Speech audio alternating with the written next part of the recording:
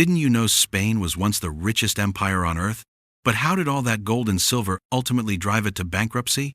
Today, we're going to uncover this incredible historical mystery. Yes, we're talking about the 16th century Spanish Empire, a nation that became a global superpower by plundering gold and silver from the Americas. But behind all that wealth lay a deadly trap. You might be asking, why did more money equal a worse economy? Let's journey back to that era of adventure and greed.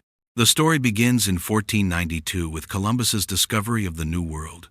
Spanish conquistadors like Hernán Cortés and Francisco Pizarro plundered vast amounts of gold and silver from the Aztec and Inca empires. Picture this: ships loaded with treasure sailing back to Spain, shaking the entire continent of Europe. But this wasn't a fairy tale. How was this wealth amassed? And what short-term prosperity did it bring? However, the good times didn't last. The massive influx of gold and silver into Spain caused prices to skyrocket. This is the famous price revolution in history.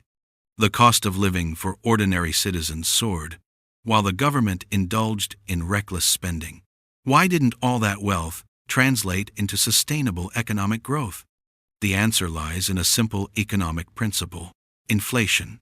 But the Spanish at the time didn't understand this. They thought more money meant more wealth, and they ended up spiraling into debt and decline. The story of the Spanish Empire teaches us that wealth does not equal prosperity.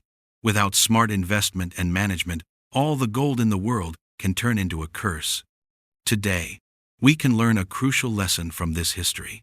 Avoid over-relying on a single resource and focus on innovation and diversification. Think about similar cases in the modern economy. Like oil-rich nations, history always repeats itself.